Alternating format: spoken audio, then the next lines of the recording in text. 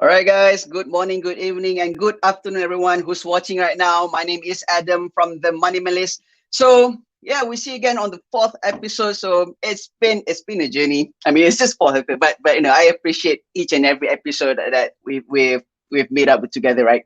Okay, so in this episode, I want to talk about savings, right? This word is maybe it's a word that means something to people, or it's something that doesn't mean anything to people, because you you will hear the word save, I mean, a bunch of times in your lifetime. You can wake up and you can hear your parents say about you have to save money. You see your friends who's in trouble, and oh my god, next time I have to save money. When you have problems and people around you said, man, you should have saved some money.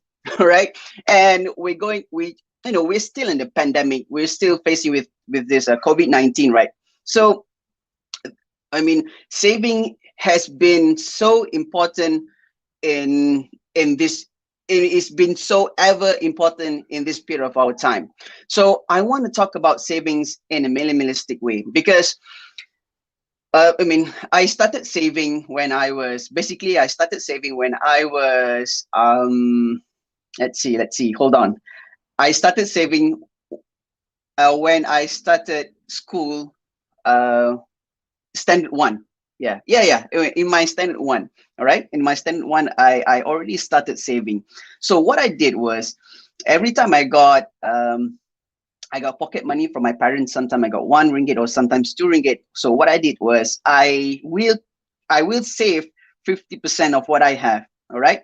Back in the day, a plate of nasi lemak. Okay, if you don't know, nasi lemak is a national food here in Malaysia. I mean, it's yeah, it's a good food here in Malaysia, and I love nasi lemak. All right. So basically, what I did was, when I started entering standard one, okay, my parents already told me, like, you have to save money. You have to save money. You have to save money, because your father and them saving money is what, I mean, the fruit of the labor is what we're having right now. So they're telling me, even when I was young, I mean, they asked me to save money. They told me to save money. They advised me to save money. Okay, they're not forcing me. All right, obviously they're not forcing me to save money, but I did save money. So let's say if I got like 1 ringgit. Okay, let's say if I got 1 ringgit, a plate of nasi lemak costs 50 cents. So another 50 cent, I will put it in my tabung. Okay, in my yeah, in my coin case, right? I put it in my coin case and whatnot. And after a year, I got this like a small Maybank coin storage case with like a tiger with a tiger face. I put it almost every single day. And if I got $2, right? If I got 2 ringgit to spend, I will still save 50%. I'll buy nasi lemak like 50 cents, and a fried egg 30 cents, and 20 cents for my drink every single day for for the next 6 years, standard one up until standard six. And what I discovered was, I never spend those money. I never spend even 1 cent. All right. I have this like my own personal box at home. Every time I got back to school, I was so excited to save money. And every month when I look inside the box, I'm so happy to see like a bunch of 1 ringgit notes stacking up each and every single month, right? I'm so happy to see that growth. But I mean, I, I just want to take this example, right? How can a kid, okay, how can a small kid, I mean, have no experiences in what in life, right? I mean, me, obviously, I don't have to pay debts, right? I don't have to pay debts. I don't have any big expenses that I have to bear with every single month. I don't have to pay the bills. I don't have to pay for my phone bill or whatnot. But I'm happy to save money. I'm happy to save money. Uh, it's very interesting, okay? Because as we grow up, saving, it becomes tedious. Saving, it becomes tedious. That's a direct relationship, and I will tell it later, right? So at the end of the 6 year, at the end of my standard six, I don't remember the exact amount, but I've managed to save around to around to one 1, 2, 3, 4, 5, 6, around 1,000 over, around 1,000 plus to 2,000 ringgit. So, you know, at the end of the year, I showed it to my parents. I mean, obviously they were happy because I'm saving money in secret. Okay, I'm saving money in secret. I don't tell them that I save money, but at the end of my standard 6, I show them how much I collected. I mean, obviously they were surprised. They were surprised, and we took that amount and opened my first ASB account. ASB, I mean, for me, it was ASB DD. I think it was, yeah, ASB DD, something like that. So I opened my first ASB DD account with that account. And when I started entering high school, and I, you know, continued saving on money, and up until the end of high school, I got thousands and thousands of ringgit. So that is how my journey started with saving money. So I want to take the same experiences. I want to ask you guys, why do you think as we grow up, I mean, I want to take my example, all right? I want to take my example because as I was having a job, obviously my happiness to save money was not the same when I was a kid. And there was a direct relationship before I became a minimalist and saving money, and after I became minimalist and saving money. So it's interesting why when I was a kid, I was so stoked. I was happy to save money every single day, even though it was 50 cents, even though it was $1, you know, 1 ringgit, I'm still happy to put it in that small little box every single day. Okay. I'm not sure if I still have the box. Okay. Yeah, it's in my other room. Okay. I still have the box where I saved my money. So, you know why? Okay. The thing about being a minimalist is that we want to focus on the essence of things. We want to focus on the why of things. You know, you hear me talk about this for so many times in the last 4 episodes. Okay. So when we were a kid, right? When we were a kid, we are born minimalist. You guys know that. We are born minimalist. Why? I mean, why do I have this opinion of myself? Because when you know, when we grow up as a kid, we don't have problems. I mean, we don't have, you know, a lot of influences. We only have our parents. But as we grow up, we meet up with friends. We meet up with parents of friends. We meet up with our close friends, and we meet up with colleagues. And all this surrounding us when we are growing up, it becomes our environment. Okay, it became our environment.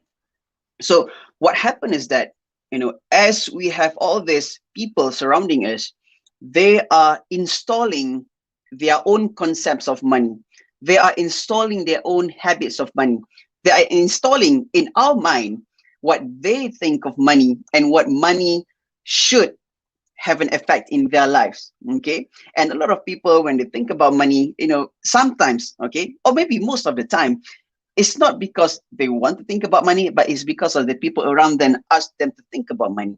Okay. So when I was a kid, my only aim to save money is just, you know, I want to see, you know, because my parents told me that if you save money, you have a bright future. Okay. I mean, I'm sure pretty much all of you guys have heard this phrase, right? I mean, save money for your future.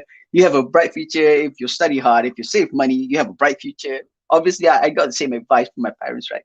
So when I was saving money, I'm so happy to see the amount grow each and every single day. And that was my main purpose. That was my main purpose. Okay, guys. So, but then as we grow up, we have responsibilities. We have a job. Okay. We start to think about our retirement. Okay, maybe retirement. Yeah, lame, boring. Okay, it's okay. Don't talk about retirement then. We think about okay, we think about emergencies. Okay, we think about emergencies. Okay, let's say we buy a car. Sorry, let's say I bought a car last time. I bought a car last time, and obviously I had to save money. My first car was a Myvi. It's an orange color Myvi. I think it was the second gen Myvi. All right, I love that car. I mean, it can do anything. All right, so I bought a Myvi, and uh, I had to pay the monthly installment, of course, but at the same time, I have to save money for my services. I have to save money for my, if I want to replace my tires. I have to save money for buying gas. I have to save money for emergencies. I don't know if my tire blows up and whatnot, right? So I have to save money. So previously when I was a kid, I saving just I have this one purpose to save money, to see them grow, so it helps me in my future.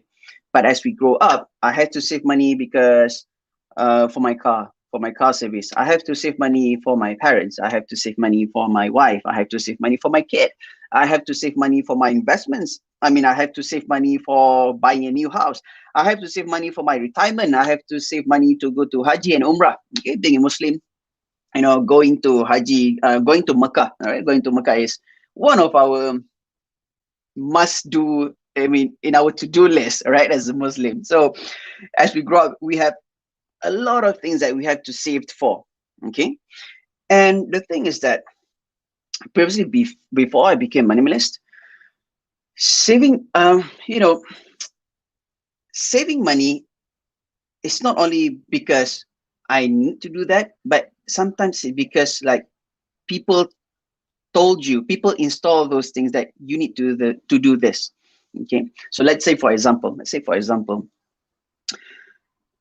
you must save money for your first house. Okay, so obviously if you want to buy your first house, you got to save some money for down payment, right?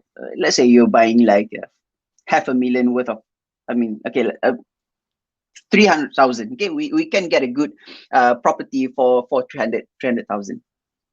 Okay, so yeah, I mean, the usual route is we want to save money for the down payment, and yeah, so that is one of the things, right? Okay, but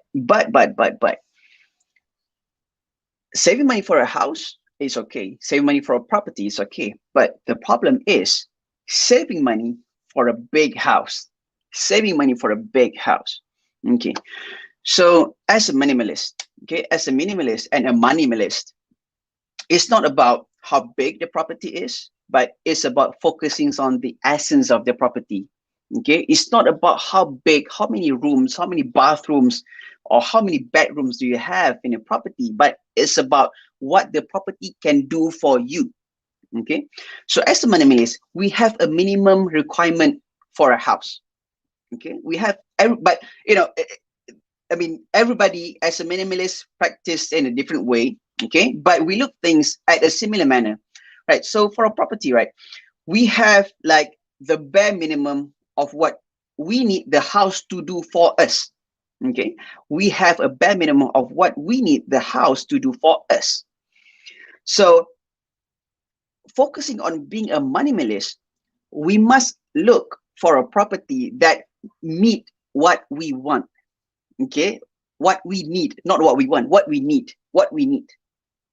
Okay, for example, let's say you just got married. Okay, let's say you just got married and you're not having any kids. And let's say, for example, you want to have a kid, like you just got married and you want a house for your wife and potentially a kid, one kid maybe. Okay, you can't have, I mean, yeah, if you have twins, you can have two kids at the second year, but we just take that the usual route.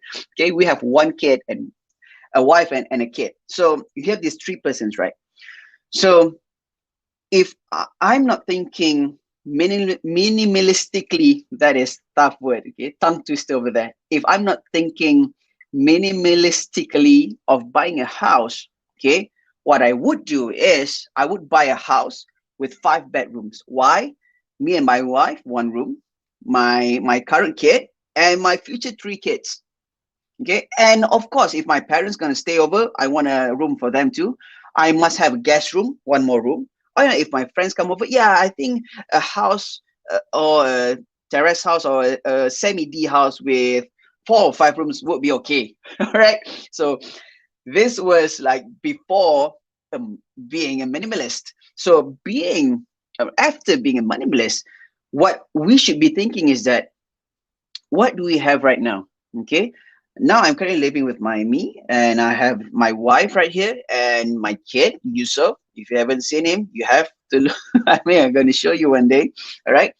And Yusuf. So this is what I have right now. Okay. So what do I need? Do I need like 5 bedroom house, a property? Do I need like 4 bathroom? No. Obviously, I only need 1 bathroom, 1 master bedroom. Okay, don't need to even be master. Just one bedroom and maybe one more room for my kid. Okay, one more room for my kid. So at the bare minimum, I only need 2 rooms, a bathroom, a kitchen to cook, and a Porsche to park my car. Or yeah, that is all I need as a bare minimum. What I do to keep on living normally. All right. So, but a lot of people out there, when you say, you want to buy a property, people started to put things into your mind. For example, this is what you need: 2 bedrooms, 1 bathroom, 1 kitchen, Porsche to park your car, 1 living room, done. Okay.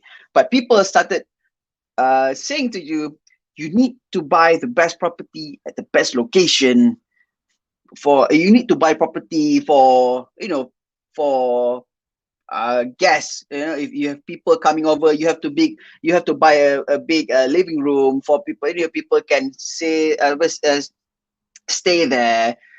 You have room for toys, and you have room for your gadgets and whatnot. You have this special room just for trading, for example. All right. So, but being a minimalist, you don't need that. You don't need that. Okay. And if you delve into one of the things, let's say, for example, people say you have to buy a house for investment. Okay. You have to buy a house for investment. You mean you take that thought and you think, do you need a house for investment? Do you even like property investment? Okay. It's not your need to invest in a property. Okay. If it's your need, then by all means, why not? Okay. What I'm saying is that don't just look for a big, good location property with more rooms than you need, more bathroom than you need, just for the sake of, people right now are investing in properties. I need to buy a good property at a good location, so that in the future, I don't know when. Okay, in the future, I don't know when, if I want to invest. If I want to sell off my property, I can sell off my property. All right. So yeah. So this is what I'm trying to get away from. Okay, and that is only on property. I mean, we are talking like there's so much more categories that you want to save for. You want to save for the best gadget. Okay, you want to save for the best phone, for the best laptop. You want to save for the future, right? And that is a problem with, I think, me personally, I see it as a clutter, as a financial clutter, to save of what you don't need. Okay, saving is a need, but saving for the things that you don't need is the waste. Okay, you can take that. Okay, yeah, let's put that in an open and closed question, right?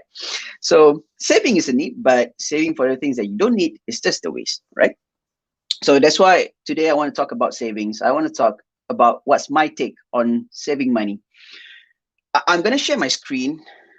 Okay, I have 3 things to talk about today, so I want to share my screen. Hold on.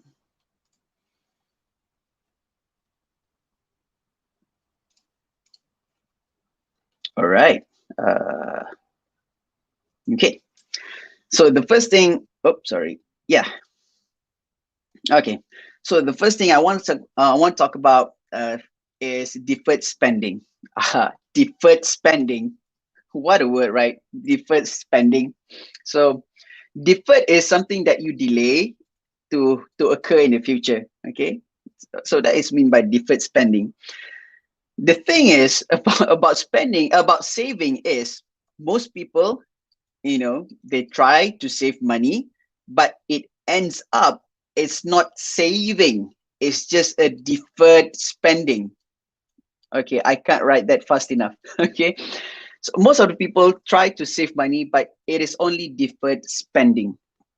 All right, so what happened is that a lot of people, they try to save money, but as the saving grows, okay, they start to take out money from their savings. They start to take out money and, spend for this, spend for that, and spend for this one, spend for that one. It's because they don't see the value in the savings itself. Okay, so I want to go a little bit deeper in this. The first thing that we talk about is, okay, saving. All right. So the first thing that we talked about is savings for your need, right? Savings for your need. What do you actually need savings for? And then you go and save. Okay. If you don't see the need for saving, then I don't think that we should save at all. Okay, because okay, seriously, guys, if we do not know what we are saving for, I can tell you one day, if something like, if an event happens, I mean a good event happens, we are willingly, fork out our savings just for that purpose. It might be something that we don't even need. Okay, so for me, the first thing is that savings for your need. Okay, and what you really need, you and your family and your kid, your wife or your parents need. Do not save because of other people ask you to save. It's okay to take advice from people, but then you really must know why are you saving money in the first place. If you do not know why you're saving money in the first place, then it's just a lost cause. That's what I think. Okay. And second thing is that, okay, it's a byproduct of saving because of what we do not need, I think, right? So is most of the time our savings become our deferred spending. Okay. Remember when I was a kid, my story, right? Remember when I was a kid, and when I was saving money and I don't even use 1 cent of my money. I mean, nowadays I know a lot of kid, okay, save money. Seriously, yeah, even my family members or cousins, friends, I know people. I mean, I know children from the age of 6, 7, and 8 years old started saving money. Okay, but then they are willingly to spend on candies. They are willingly to spend on toys. Okay, because nowadays parents are a bit strict. I mean, they want their children to earn their toys, right? So if you want to go buy a PlayStation, you save money. If you want to buy a Nintendo, I'm not sure if there's, yeah, Nintendo, right? You want to buy a Nintendo, save your money. So all these kids, started saving money in order for them to buy new toys and new gadgets. So yeah, I mean, I see a lot of people, a lot of children saving money, but the thing is, sometimes those need, okay, if it's not strong enough or what they want, it doesn't matter. As a kid, it's subjective. Okay, for me, it's subjective. For a kid, sometimes they know what they need, or sometimes they know what they want. Most of the time, it's just what they want. But it's okay. Okay, what we want is the act of saving itself. Right. So, I see a lot of children started saving money, but I can say some of them, yeah, they can easily take out their savings. Okay, let's say they have like $500, and this candy, or I don't know, Ferrero Rocher or good candy, what brand of candies, chocolates that you have, or I don't know, those expensive chocolates. Again, they can take out their money and spend on those chocolates, on those candies, on those toys, because they have the money. Okay, but there are some kids, when they save money, they would not ever take it out. Okay, they would not ever take it out. Whatever happens, it doesn't matter how good the candy is. I mean, it doesn't matter how good looking the toy is. I mean, they will not take out. I mean, they will not take out their savings to spend on those things. Okay, so I mean, growing up, okay, a lot of people have this deferred spending. Why deferred spending? A lot of people, when they put aside money, they think about, okay, I want to save this for my future. But what happened is that, what happened is that, let's say if they take a peek, oh, okay, right now I have like 10,000 ringgit in my savings. Okay, I mean, PlayStation 5, only 1,005, only 2,000. I still have 8,000, right? Still 8,000, right? So what happened was that this 10,000 ringgit was actually not their savings, but actually their deferred spending. Okay, because they will spend the money, just not now.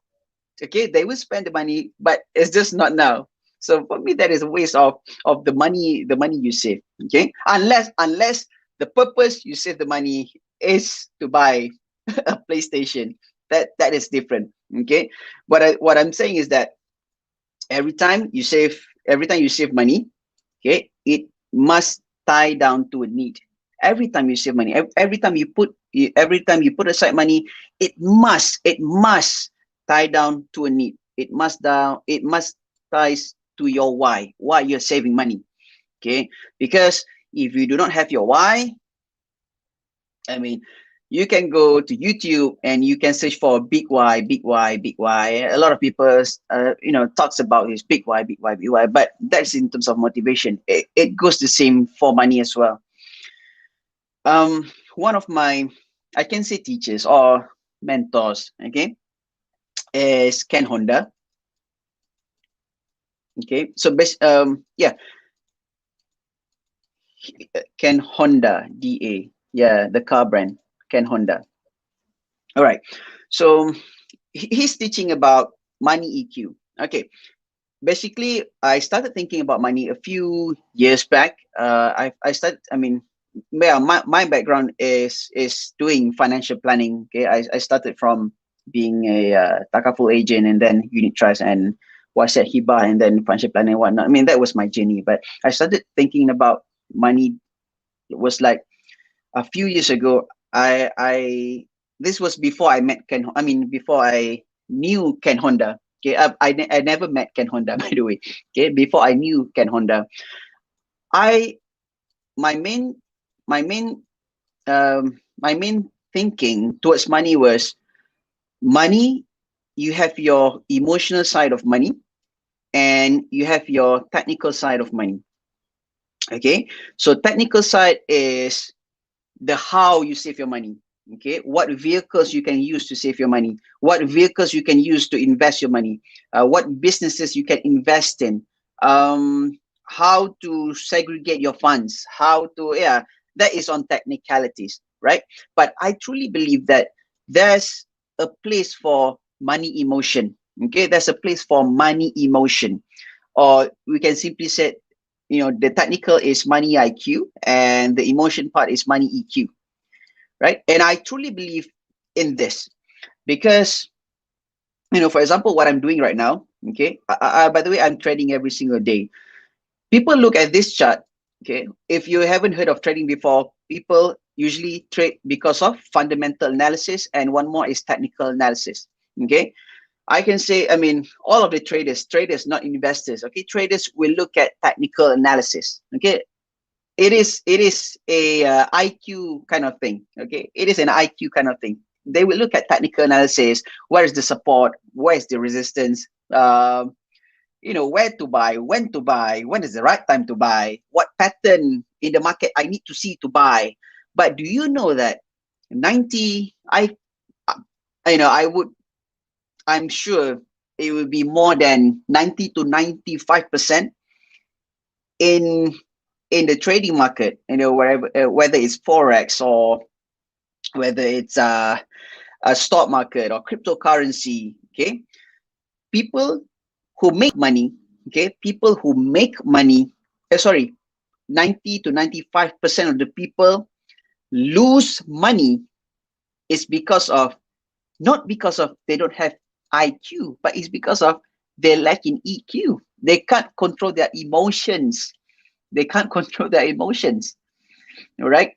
So it's the same as what we're doing right now. We want to save money, but if we can't control our emotions, then it doesn't matter how we save it, but when you spend it, it doesn't meet your purpose. Okay, it doesn't meet your purpose. All right. So to control your emotions, okay, for me, I deeply believe to control your emotions, you really need to know your why. Why you're saving money. Let's just take one example. Okay, let's say you're saving your money for your retirement. Okay, don't talk retirement, because a lot of people, I mean, obviously people in my age, yeah, I mean, I know most of you guys who's on this channel, you think about retirement, kudos to you.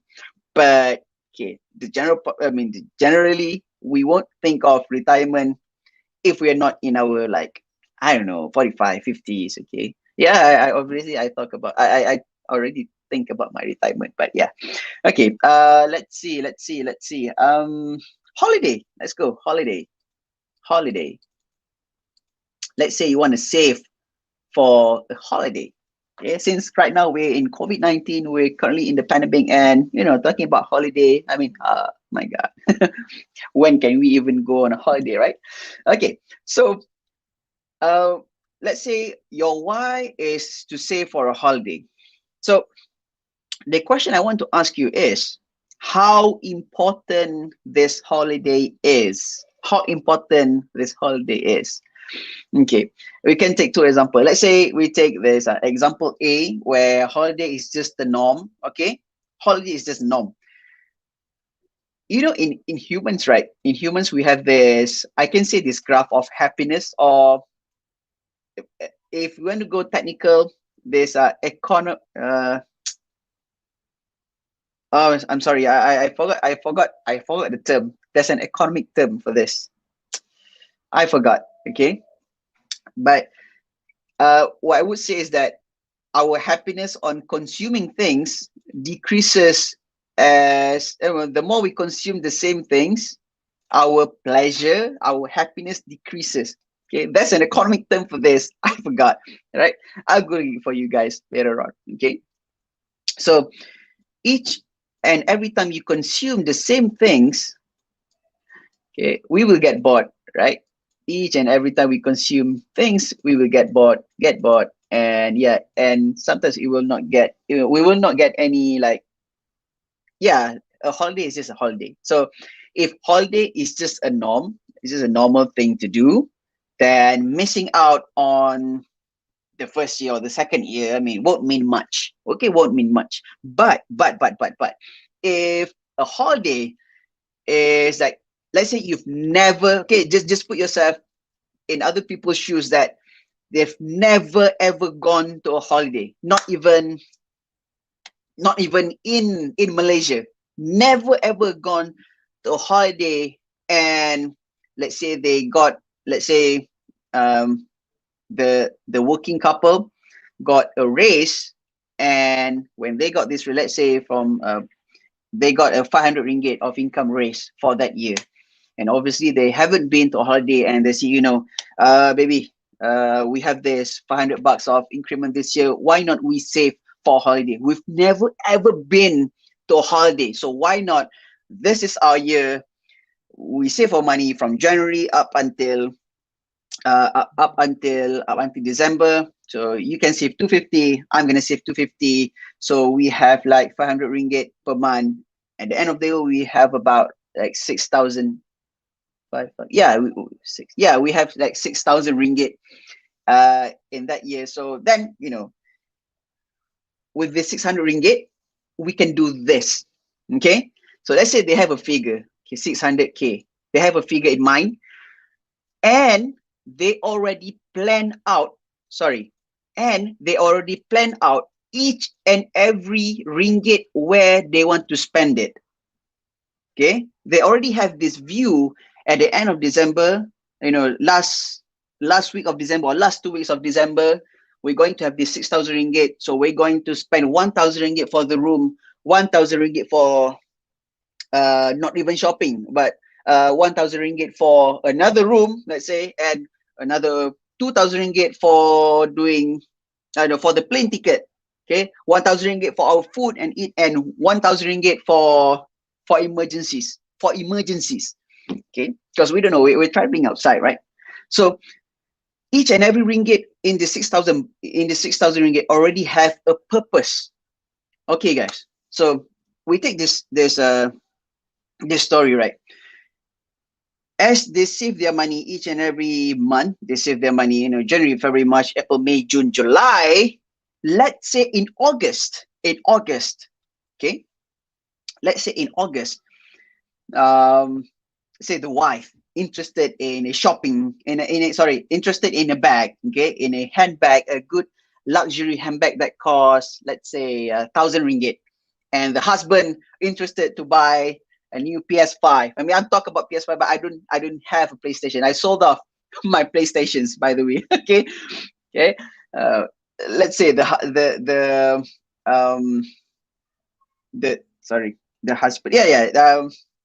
The man, okay, interested in buying a PS5, and the wife, interested in buying a handbag. Okay. the usual stuff. Okay, would you think they would sacrifice their 6,000 ringgit just to buy a bag and just to buy a console, a gaming console?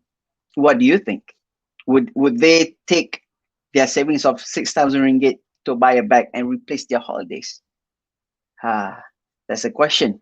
Okay, so people who have a purpose, in every single ringgit that they save in is more likely to save their money and will not spend for other things. Okay, the problem with the problem with saving right now is people are saving money not because of their own why, but because of other people's why. Okay, let's say for example your friend told you, hey Adam, you need to save money, Adam, we want you know, you minimalist, why not you buy a big house but empty? You minimalist guy, you buy a big house, you buy a big house and you stay there, you know, room, I don't know, okay, whatever people suggest to you. Then you know they are planting a seed, this idea. Okay? An idea is like a seed, it's very dangerous. Okay, so yeah, if you guys watch in Inception, one of my favorite movies.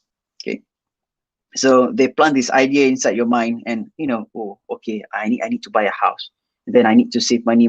If you and then you look at a house, okay, I have this 300,000 house, I need 30,000 ringgit for the down payment. Then you know you do your calculations and whatnot. Okay, I need to save this. As you know, as the month goes by, you save every single month, but then you're not happy saving money because you do not know why you're saving money. Okay, you do not know why you're saving money. Do you even need that house? Okay. Most of the time, guys, if you do anything, it's not just saving money. If you do anything without the real need, it's just the one, then you will have this depreciation of value or of feeling. Okay, but if you have something, okay, if you have something that you have a need, right? If you have a need, I would say the experience is neutral. Okay, the experience is neutral. If you save on something that you only want, then I truly believe it becomes this. But if you save money on things that you really need, then you will have a constant relationship with your feelings. Okay, with your feelings, and this will most likely help you to save your money in the long term and not just for a few months or even few years. All right. So yeah, that's the first point on deferred spending.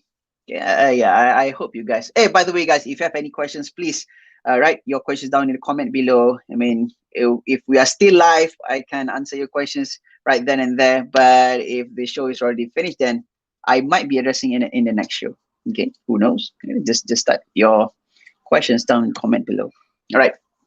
Next, I want to talk about have space for save. Have space to save. Okay, have space to save. All right.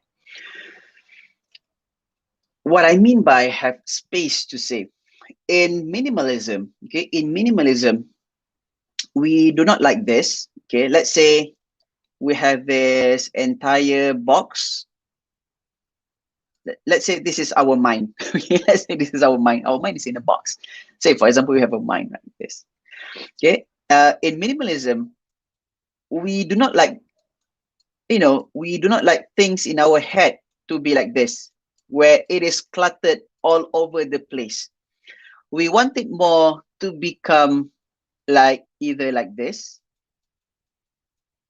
okay, like that, or even better, like this, okay, where there is clarity,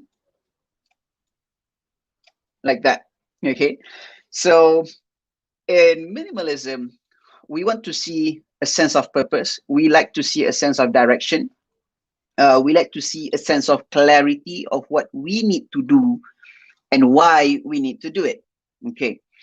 So the problem is why I think it's really important to have space to save, because I'm taking from my last point, where let's say this is our thinking space. Okay, let's say this is our thinking space, or let me make it oval shape to look more like a brain. Okay, so let's say this is our thinking space. What happened is people ask you to save because of A, it becomes this. People ask you to save because of B, it becomes this. People ask you to save because of C, it becomes this. People ask you, I mean, you want to save because of you want to buy things, it becomes like this.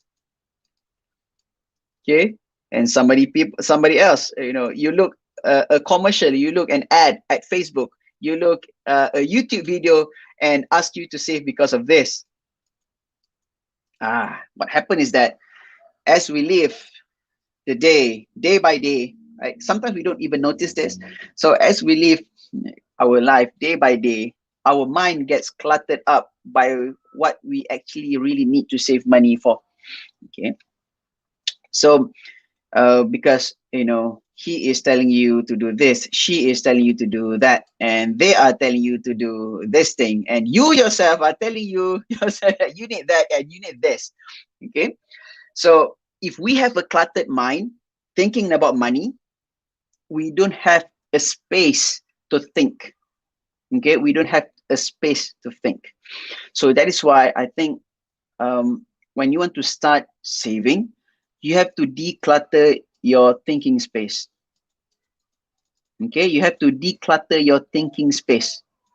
Okay, decluttering is not only meant for things, but it's also meant for how you think, right? So you have to declutter your thinking space, your brain, of course. Okay, your brain, of course.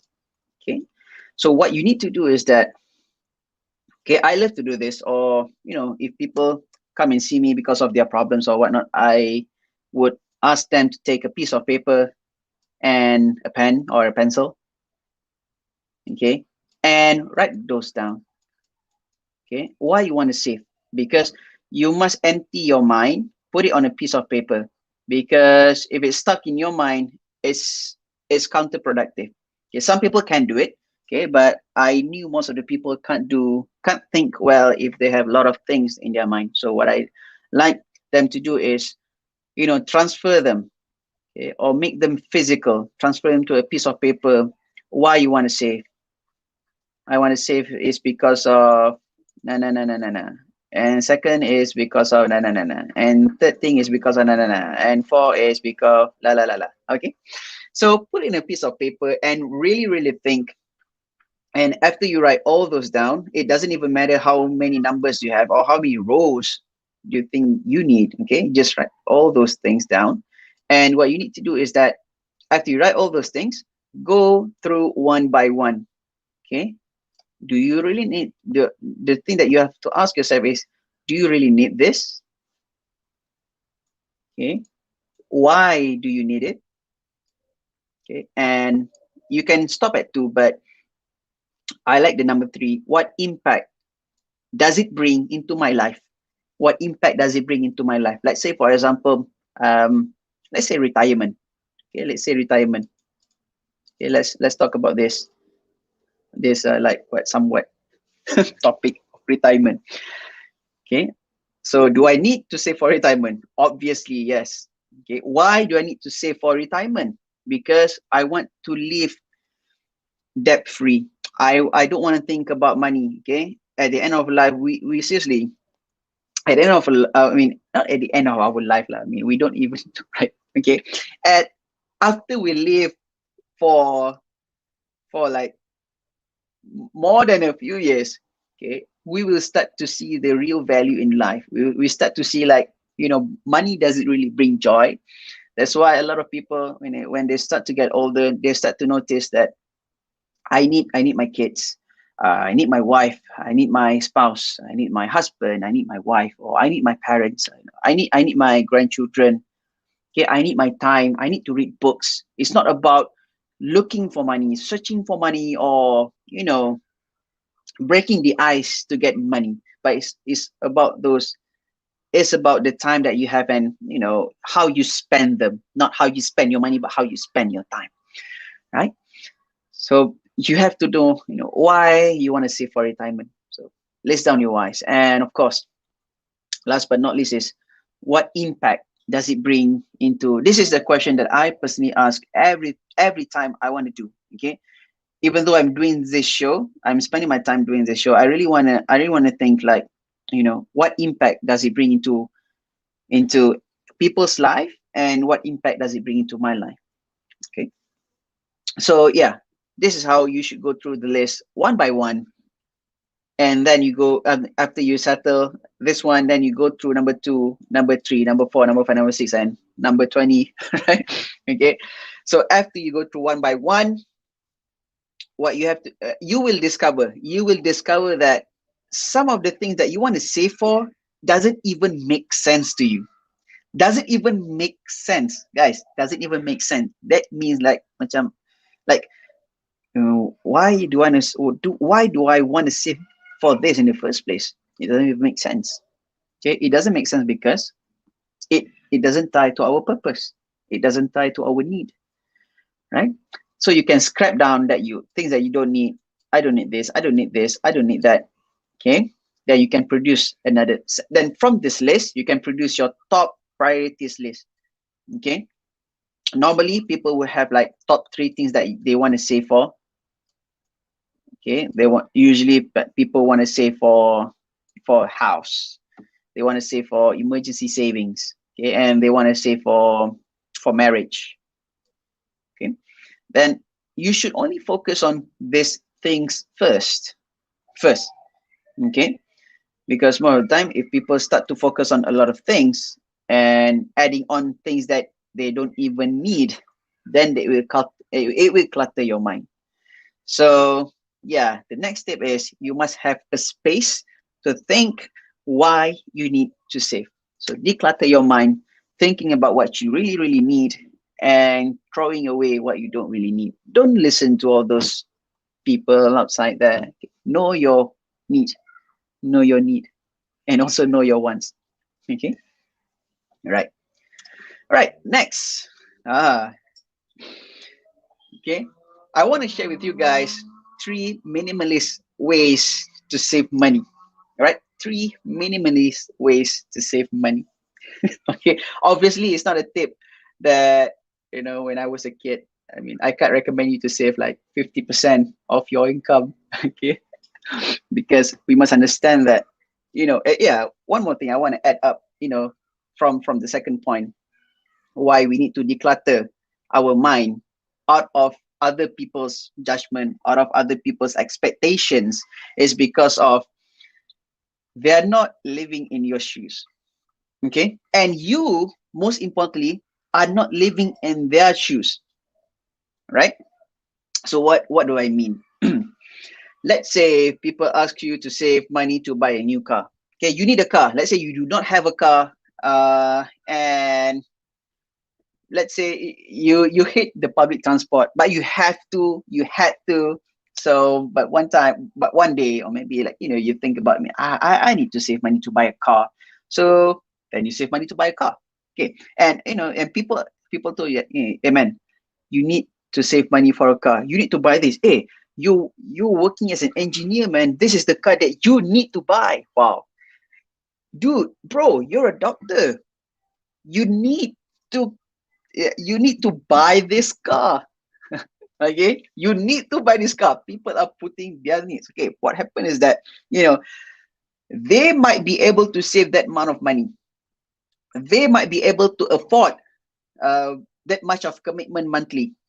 They might be able to fork out those upfront payment to buy those kind of vehicles. Okay, let's a Mercedes or a Honda or even a Porsche, whatever it may be.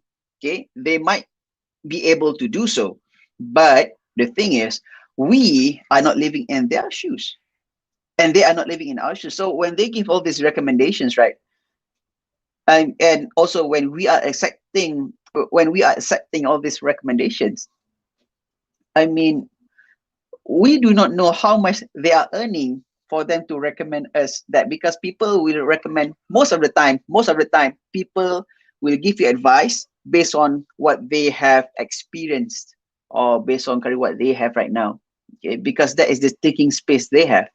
Okay, so basically, when people give you advice, know that we we are not living in their shoes, and they are not living in our shoes. So we have to think about. I mean, they ask me, let's say, she asked me to buy this good Mercedes car. I'm a doctor.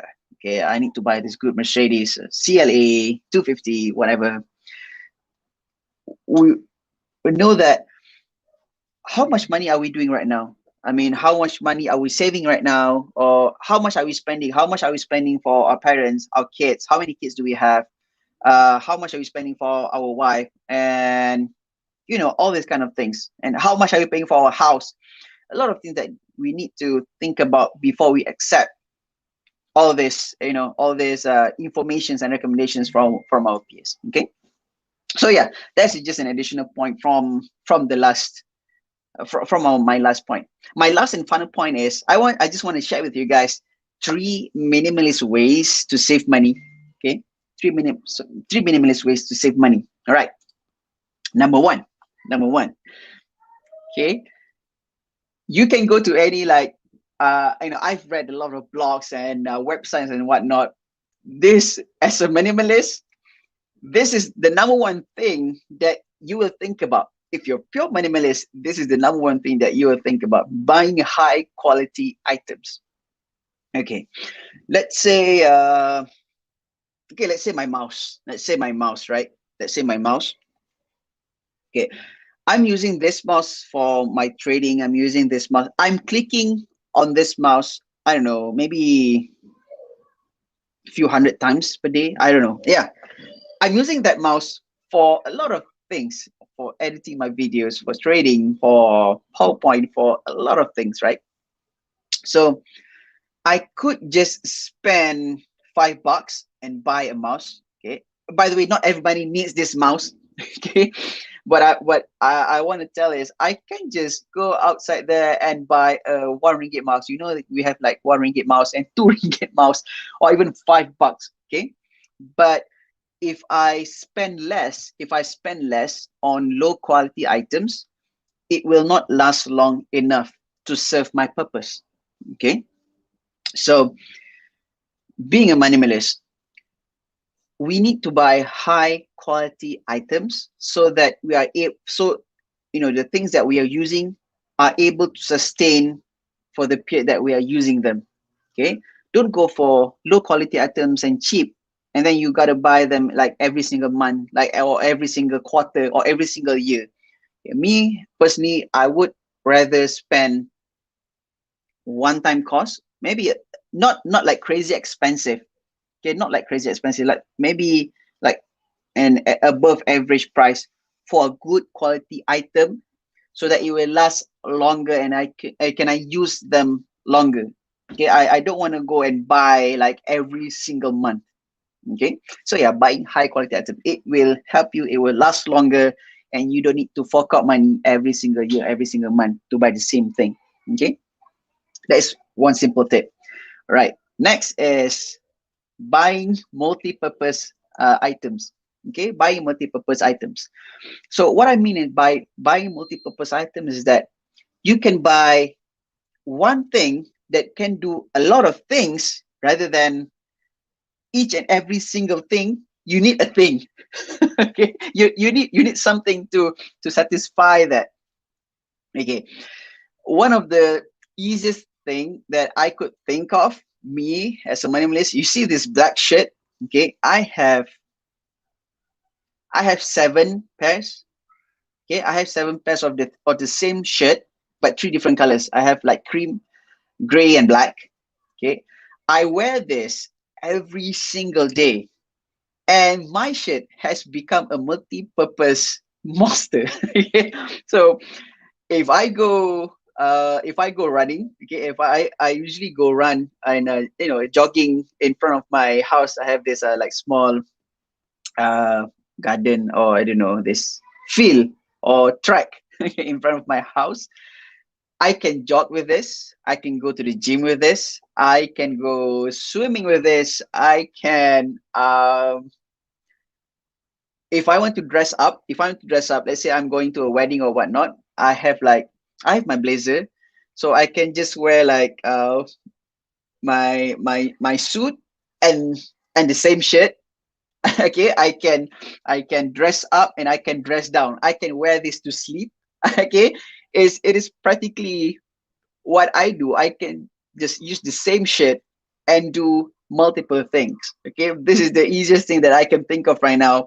So, but in everything you do, in everything you buy, you try to buy that, it's one thing, but it's multi-purpose. It's multi-purpose. I think, for example, let's say, okay, it's like this knife right here. Okay, can you guys see? Yeah, it's like this knife right here. Inside this little contraption here, I have a knife. I have a fingernail clipper. Right? Okay, yeah, I have a fingernail clipper. I have a scissors. Okay, so let's say this thing cost me $10. Let's say, for example, this thing cost me $10. Okay, but I could also buy a separate scissor for 5 ringgit, a nail clipper for 5 ringgit, and a knife for 5 ringgit. So total we're spending is $15. And I own 3 things. Okay. If I buy a multi-purpose item or a multi-purpose gadget, I only have like one thing, but it does a few different things. So what happened is that I have more space to think, because it doesn't clutter my table. It doesn't clutter my thinking space. Okay, whenever I need a scissor, I know that there's only one thing in my mind. Okay, if I want a knife, there's only one thing in my mind. If I buy a lot of things, obviously I waste money. Okay, and yeah, I need to spend more for the same thing. So buy multi-purpose items. Next, the last tip is sell to save. Okay, last but not least is sell to save. Okay, I want to show you guys what I did in the last 1 year. Okay, this is one of the place I go to sell my things. Okay, this is one of the place I go to sell my things. I'm able to sell a lot of my things. Okay, I'm able to sell a lot of my things. Okay, what I mean by sell to save is, okay, most of us have more things than we really need. Okay, most of us have more things than we really need. Guys, I want to share with you one thing. Let's see, hold on. This one. Okay, last year, I'm not sure, last year or last year and a half. Okay, guys, last year and a half, I bought this MacBook. Okay, I sold it off for 8,800. Okay, give or take 8,005. I give it to that person 8,005. Okay, this was originally priced at 11,999 ringgit. Guys, 11,999 ringgit. All right. So it's not about the price that I paid for this machine. It's about I thought I needed this machine. God. Now I'm just using the new MacBook Air by Apple. It cost me for like 3,000. Sorry, 3,000. I think 4,000. 3 to 4,000. Yeah, it's around that. I think it's 4,300. Yeah, it cost me 4,300. Guys, previously I spent 12,000 ringgit for a laptop that I don't really need.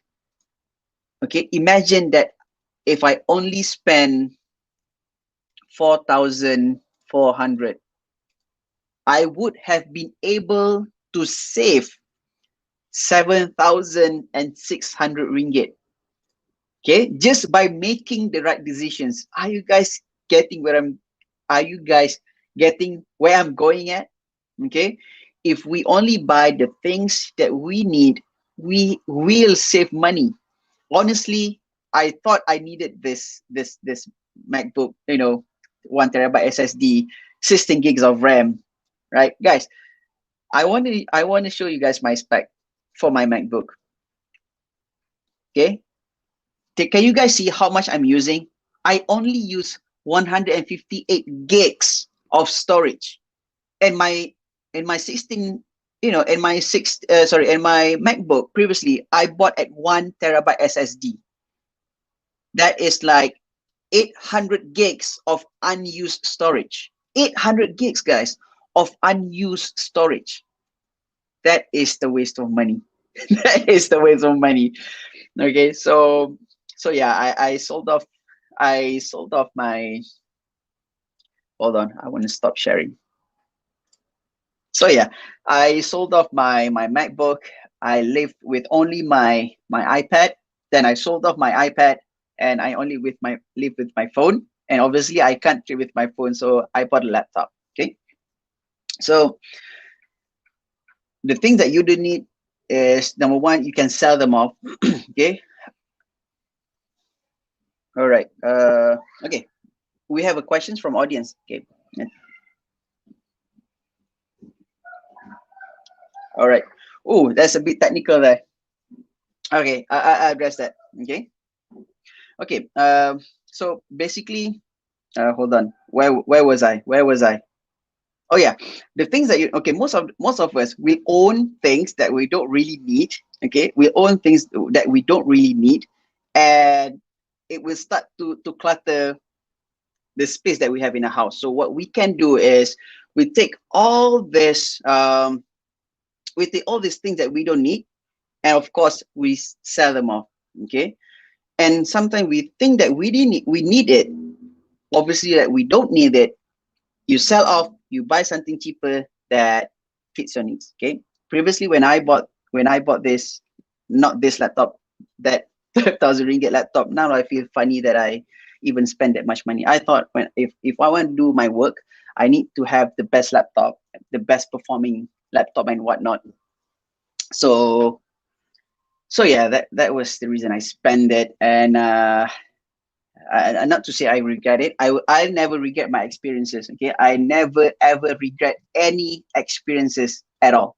Okay, but it's happy that I could learn from those mistakes, from those financial mistakes. Yeah, but I hope you guys are not repeating my own mistakes. So sell to save, guys, and make sure when you want to buy some things, okay, when you want to buy things, sorry, when you want to buy things that really suit your needs, so that you don't have to fork out those extra money, for, let's say, if a laptop, you don't have to fork money for your extra storage, for your extra RAM and whatnot.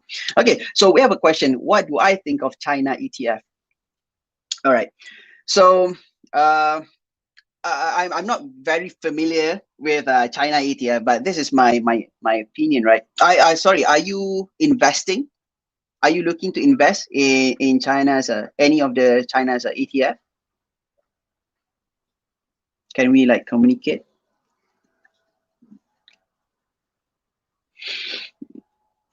Okay, what I do is that if I have any information, okay, let's say if I have thank you. By the sorry, thank you. A question from Su Aun Puan. I hope I pronounce your name correctly. So okay, before we go into this ETF, okay, what I do in any information that I have regarding money, okay, let's say this is one of the how to invest. Okay, guys, I want to take like 5 minutes of your time. I want to share my screen. Okay, so basically, in our line of think, we have like 3 things that we need to see. Okay, 3 things.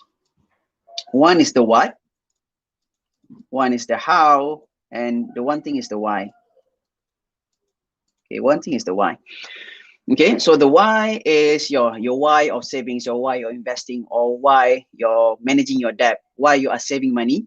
How you are saving money is your technicalities, and what is it is just the name of a brand. Okay, it's the name of a brand. So let's say, for example, a friend shared to me, hey Adam, you have to invest in Apple. Okay, you have to invest in Apple. So when people are giving me information of investing in Apple, so I know the what is the Apple, right? Apple stocks. Okay, Apple stocks. Apple stock. That is the what. Okay.